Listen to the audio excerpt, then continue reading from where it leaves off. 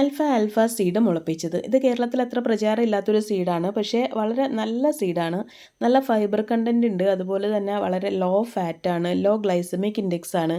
അതുകൂടാതെ vitamin K, vitamin C, B1, B2 ഇതെല്ലാം അടങ്ങിയിട്ടുള്ള ഒരു സീഡാണ്.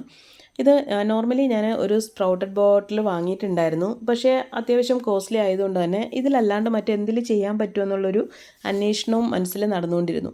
അപ്പോഴാണ് എൻ്റെ കയ്യിലുണ്ടായിരുന്ന ഈ ഒരു ബോട്ടിൽ ഞാൻ ശ്രദ്ധിച്ചത്. ഇതെനിക്കൊരു ഗിഫ്റ്റ് കിട്ടിയ ബോട്ടിലായിരുന്നു. ഇതൊരു ടീ ബോട്ടിലാണ്. അതുകൊണ്ട് തന്നെ എയർ കിടക്കുന്നതിന് വേണ്ടിയിട്ടുള്ള ഒരു ക്യാപ്പ് ഇതിലുണ്ട്.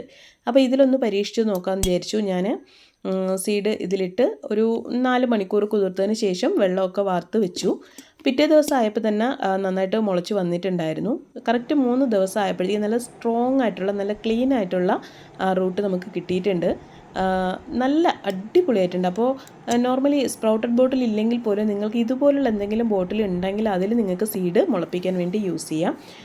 നല്ല രീതിയിൽ നമുക്ക് സ്പ്രൗട്ട് ചെയ്തെടുക്കാൻ പറ്റും. ഡെയിലി നമ്മൾ കുറച്ചെങ്കിലും സ്പ്രൗട്ടഡ് കഴിക്കുന്നത് വളരെ നല്ലതാണ്.